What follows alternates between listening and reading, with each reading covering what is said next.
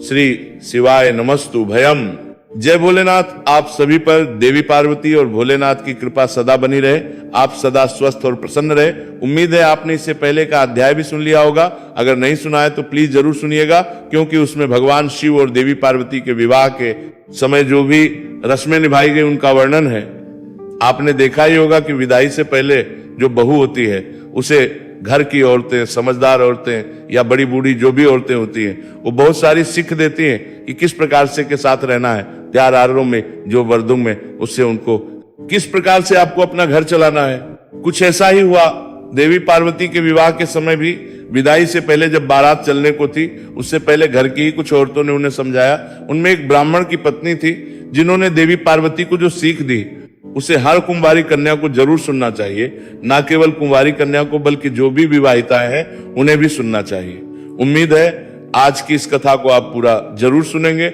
आज बारी है बारात की विदाई की, और उसके साथ ही आप सुनेंगे कि भगवान शिव और देवी सती का विवाह जिस उद्देश्य से हुआ था, अर्थात तारकासुर के वध के लिए स्कुंद भगवान की उत्पत्ति किस प्रकार हुई, इस सब का विस्तार पूर्वक वर्णन आज के अध्यायों में आप सुनने वाले हैं। श्री ब्रह्मा जी कहते हैं, नारद ब्राह्मणी ने देवी पार्वती को पतिव्रत धर्म की शिक्षा देने के पश्चात मैना को बुलाकर कहा, महारानी जी आप अपनी पुत्री की यात्रा कराइए, इसे विदा। तब बहुत अच्छा ऐसा कहकर वे प्रेम के वशीभूत हो गई। फिर धैर्य धारण करके उन्होंने काली को बुलाया और उसके वियोग के भय से व्याकुल होकर वे बेटी को बारंबार गले से लगाकर अत्यंत उच्च स्वर से रोने लगी। फिर पार्वती भी करुणाजनक बात कहती हुई जोर जोर से रो पड़ी। मैना और शिवा दोनों ही वृषोक से पीड़ित होकर मूर्छित हो गई। पार्वती के रोने से देव पत्नियां भी अपनी सुध बुध खो बैठी। सारी स्त्रियां वहां रोने लगी। वे सब की सब अचेत सी हो गई थी। उस यात्रा के समय परम प्रभु साक्षात योगेश्वर शिव भी रो पड़े। फिर दूसरा, कौन भला चुप रह सकता था। इस समय अपने समस्त पुत्रों, मंत्रियों और उत्तम ब्राह्मणों के साथ हिमाचल शीघ्र वहां आ पहुंचे और मोहवश अपनी बच्ची को अपने गले से लगाकर रोने लगे। बेटी तुम मुझे छोड़कर, ऐसा कहकर सारे जगत को सूना मानते हुए वे बारंबार विलाप करने लगे।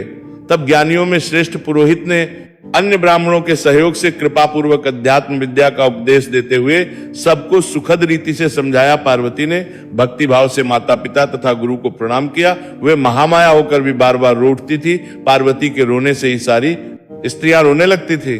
माता मैना तो बहुत रोई, भौजाइयां भी रोने लगी। यही दशा पार्वती के भाइयों की भी थी। शिवा की माँ, भाभियां तथा अन्य युवतियां बार बार रो रही थी। भाई और पिता भी प्रेम और सौहार्दवश रोए बिना नहीं रह सके। उस समय ब्राह्मणों ने मिलकर सभी को आदर पूर्वक समझाया और ये सूचित किया कि यात्रा के लिए यही सबसे उत्तम और सुखद लग्न है। तब हिमालय और मैना ने विवेक पूर्वक धैर्य धारण करके शिवा के बैठने के लिए पालकी मंगवाई। मन बहुत बोझिल हो रहा था। इसी प्रकार से पालकी मंगवाई। ब्राह्मणों की पत्नियों ने शिवा को उस पर चढ़ाया और सब ने मिलकर ढेरों आशीर्वाद दिया। माता पिता और ब्राह्मणों ने भी अपनी शुभकामना प्रकट की। मैना और हिमालय ने पार्वती को ऐसे ऐसे सामान दिए जो महारानी के योग्य थे। नाना प्रकार के द्रव्यों की शुभ राशि भेंट की जो दूसरों के लिए परम दुर्लभ थी। शिवा ने समस्त गुरुजनों को, माता पिता को, पुरोहित और ब्राह्मणों को तथा भौजाइयों को और दूसरी स्त्रियों को प्रणाम करके यात्रा की पुत्रों सहित बुद्धिमान हिमाचल भी स्नेह के वशीभूत होकर पालकी के पीछे पीछे गए और उस स्थान पर पहुंचे जहां देवताओं सहित भगवान शिव प्रसन्नता पूर्वक प्रतीक्षा कर रहे थे। वे सब लोग बड़े प्रेम और आनंद से परस्पर मिले।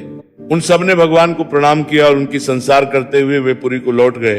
अब कैलाश पर पहुंच चुके हैं। भगवान शिव और पार्वती जी वहां पर पहुंचकर भगवान शिव ने देवी पार्वती से कहा, देवेश्वरी तुम सदा से ही मेरी प्राण प्रिया हो। तुम्हें लीला पूर्वक इस बात की याद दिला रहा हूं। तुम्हें पूर्व जन्म की बातों का स्मरण है, अतः मेरे और अपने नित्य संबंध का यदि तुम्हें स्मरण हो तो बताओ। अपने प्राणनाथ महेश्वर की ये बात सुनकर शंकर नित्य प्रिया पार्वती मुस्कुराती हुई बोली, हे प्राणेश्वर मुझे सब बातों का स्मरण है, किंतु इस समय आप मौन रहिए और इस अवसर के अनुरूप जो भी कार्य हो उसी को शीघ्र पूर्ण कीजिए।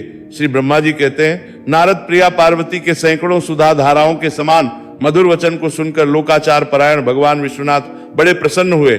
उन्होंने बहुत सी सामग्री एकत्र करके नारायण आदि देवताओं की भांति भांति मनोहर भोज वस्तुएं खिलाई। इस तरह अपने विवाह में पधारे हुए दूसरे लोगों को भी भगवान शंकर ने प्रेम पूर्वक सुमधुर रस से युक्त नाना प्रकार का अन्न भोजन कराया। भोजन कराने के बाद उन सभी देवताओं ने नाना रत्नों से विभूषित होकर अपनी स्त्रियों और सेवक गणों के साथ आकर प्रभु चंद्रशेखर को प्रणाम किया। फिर प्रिय वचनों द्वारा प्रसन्नता पूर्वक उनकी स्तुति और परिक्रमा शिव विवाह की प्रशंसा करते हुए वे सब लोग अपने अपने धाम को चले गए। मुनि साक्षात भगवान शिव ने लोकाचार्यवश भगवान विष्णु को और मुझको भी प्रणाम किया। ठीक उसी तरह जैसे वामन रूपधारी श्री हरि ने महर्षि कश्यप को नमस्कार किया था, तब मैंने और श्री विष्णु ने शिव को हृदय से लगाकर उनको आशीर्वाद दिया। श्री हरि ने उन्हें परब्रह्म परमात्मा मानकर उनकी स्तुति की। इसके बाद मेरे सहित भगवान विष्णु शिव से विदा लेकर शिवा और शिव को प्रसन्नता पूर्वक हाथ जोड़कर उनके विवाह की प्रशंसा करते हुए अपने उत्तम धाम को चले गए। भगवान शिव भी पार्वती के साथ सानंद विहार करते हुए अपने निवास भूत कैलाश पर्वत पर रहने लगे। समस्त शिव गणों को इस विवाह से बड़ा सुख मिला। वे अत्यंत भक्ति पूर्वक शिव और शिवा की आराधना करने लगे। नारद इस प्रकार परम मंगलमय शिवा विवाह का वर्णन किया। ये शोकनाशक, आनंददायक तथा धन और आयु की वृद्धि करने वाला है। जो पुरुष भगवान शिव और शिवा में मन लगाकर पवित्र होकर प्रतिदिन इस प्रसंग को सुनता अथवा नियम पूर्वक दूसरों को सुनाता है, वह शिवलोक को प्राप्त कर लेता है। ये अद्भुत आख्यान कहा गया। जो मंगल का आवाज स्थान है, ये संपूर्ण विघ्नों को शांत करके समस्त रोगों का नाश करने वाला है। इसके द्वारा स्वर्ग, यश, आयु तथा पुत्र और पौत्रों की प्राप्ति होती है। ये संपूर्ण कामनाओं को पूर्ण करता, इस लोक में भोग देता और परलोक में मोक्ष प्रदान करता है। इस शुभ प्रसंग को सुनने से अपमृत्यु का शमन होता है और परम शांति की प्राप्ति होती है। ये समस्त दो स्वप्नों का नाशक तथा बुद्धि और विवेक आदि का साधक है। अपने की इच्छा रखने वाले लोगों को शिव संबंधी सभी उत्सवों में प्रसन्नता के साथ प्रयत्न पूर्वक इसका पाठ करना चाहिए। ये भगवान शिव को संतोष प्रदान करने वाला है। विशेषतः देवता आदि की प्रतिष्ठा के समय तथा शिव संबंधी सभी कार्यों के प्रसंग में प्रसन्नता पूर्वक इसका पाठ करना चाहिए अथवा पवित्र होकर शिव पार्वती के इस कल्याणकारी चरित्र का श्रवण करना चाहिए। करने से समस्त कार्य सिद्ध हो जाते हैं। ये सत्य है, ये सत्य है और इसमें कोई संशय नहीं। वंदना करने से जिनका मन प्रसन्न हो जाता है, जिन्हें प्रेम अत्यंत प्यारा है, जो प्रेम प्रदान करने वाले, पूर्ण आनंदमय भक्तों की अभिलाषा पूर्ण करने वाले, संपूर्ण ऐश्वर्यों के एकमात्र आवास स्थान और कल्याण स्वरूप है। सत्य जिनका श्री विग्रह है, जो सत्यमय है, जिनका ऐश्वर्य त्रिकाला बाधित है, जो सत्य प्रेय और सत्य प्रदाता है। ब्रह्मा और विष्णु जिनकी स्तुति करते हैं अनुसार शरीर धारण करने वाले उन भगवान शंकर की मैं वंदना करता हूं। श्री नारद जी ने पूछा, देवताओं का मंगल करने वाले हे देव परमात्मा शिव तो सर्वसमर्थ है। आत्मा राम होकर भी उन्होंने जिस पुत्र की उत्पत्ति के लिए पार्वती जी के साथ विवाह किया था, उनके वह पुत्र किस प्रकार उत्पन्न हुआ तथा तारकासुर का वध है, ब्राह्मण मुझ पर कृपा करके ये सारा पूर्ण रूप से वर्णन कीजिए। इसके उत्तर में श्री ब्रह्मा जी ने कथा प्रसंग सुनाकर कुमार के गंगा से उत्पन्न होने तथा कृतिका आदि 6 स्त्रियों के द्वारा उनके पाले जाने, उन 6 की संतुष्टि के लिए उनके 6 मुख धारण करने और कृतिकाओं के द्वारा पाले जाने के कारण उनका कार्तिकेय नाम होने की बात कही।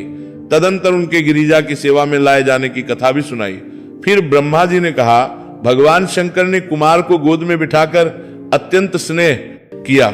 नारद देवताओं ने उन्हें नाना प्रकार के पदार्थ, विद्याएं, शक्ति और अस्त्र शस्त्र आदि प्रदान किए।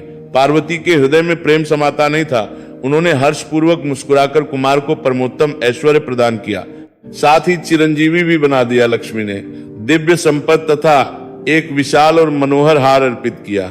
सावित्री ने प्रसन्न होकर सारी सिद्ध विद्याएं प्रदान की। मुनि श्रेष्ठ इस प्रकार वहां महोत्सव मनाया गया। सभी के मन प्रसन्न थे। विशेषतः शिव और पार्वती के तो आनंद का पार ही नहीं था। इसी बीच देवताओं ने भगवान शंकर से कहा कि प्रभु ये तारकासुर कुमार के हाथों ही माना जाने वाला है, इसीलिए ये उत्तम चरित्र घटित हुआ है। अतः हम लोगों के सुखार्थ उसका काम करने हेतु कुमार को आज्ञा दीजिए। हम लोग आज अस्त्र शस्त्र से सुसज्जित होकर तारक को मारने के लिए प्रण यात्रा करेंगे। श्री ब्रह्मा जी कहते हैं, मुनि ये सुनकर भगवान शंकर का हृदय दयार्थ हो गया। उन्होंने उनकी प्रार्थना स्वीकार करके उसी समय तारक का वध करने के लिए अपने पुत्र कुमार को देवताओं को सौंप दिया। फिर तो शिव जी की आज्ञा मिल जाने पर ब्रह्मा विष्णु आदि सभी देवता एकत्र होकर गुह को आगे करके तुरंत ही उस पर चल दिए। उस समय श्री हरि आदि देवताओं के मन में पूर्ण विश्वास था कि वे अवश्य ही तारक का वध कर डालेंगे। वे भगवान शंकर के तेज से भावित होकर कुमार के सेनापति तारक का संहार करने के लिए आए। उधर महाबली तारक ने जब देवताओं के इस उद्योग को सुना तो वह भी एक विशाल सेना के साथ देवों से युद्ध करने के लिए तत्काल ही चल पड़ा। उसकी उस विशाल वाहिनी को आते देख देवताओं को परम विस्मय हुआ। फिर तो वे भी बलपूर्वक सिंहनाद करने लगे। उसी समय तुरंत ही भगवान शंकर की प्रेरणा से विष्णु आदि समस्त देवताओं के प्रति आकाशवाणी हुई। आकाशवाणी ने कहा, देवगण, तुम लोग जो कुम्हार के अधिनायक में युद्ध करने के लिए उद्यत हुए हो, इससे तुम संग्राम में दैत्यों को जीतकर विजयी हो गए।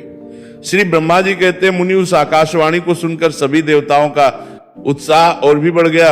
उनका भय जाता रहा और वे गर्जना करने लगे। उनकी युद्ध कामना बलवती हो उठी और वे सब के सब कुमार को अग्रणी बनाकर बड़ी उतावली के साथ महिसागर संगम को गए। उधर बहुसंख्यक असुरों से घिरा हुआ वह तारक भी बहुत बड़ी सेना के साथ शीघ्र ही वह आ धमका जहां वे सभी देवतागण खड़े हुए थे। उस असुर के आगमन काल में प्रलयकालीन मेघों के समान गर्जना करने वाली रणभेरिया तथा अन्यान कर्क्षत करने वाले रणवाद्य बज रहे थे।